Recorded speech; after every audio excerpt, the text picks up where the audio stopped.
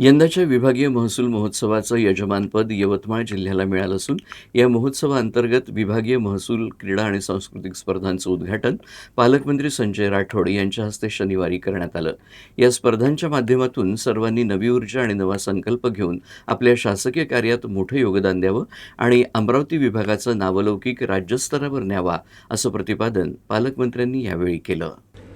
21, 22 आणि 23 फेब्रुवारीपर्यंत आयोजित या 3 दिवसीय महोत्सवात cricket, football, tennis, kho kho अशा क्रीडा आणि सांस्कृतिक स्पर्धा आयोजित करण्यात आल्या आहे. या महोत्सवाची सुरुवात ध्वजारोहणानं आणि मशाल पेटवून करण्यात आली. तसंच आदिवासी संस्कृतीचं पारंपरिक नृत्य देखील सादर करण्यात आलं. या विभागीय महसूल क्रीडा व सांस्कृतिक स्पर्धेत अमरावती, अकोला, बुलढाणा, यवतमाळ आणि वाशिम जिल्ह्याचे महसूल विभाग संघ सहभागी झाले आहेत. या स्पर्धेअंतर्गत पथसंचलनाचं सादरीकरण करण्यात आलं. पालकमंत्री संजय राठोड यांनी पथसंचलनाला मानवंदना दिली.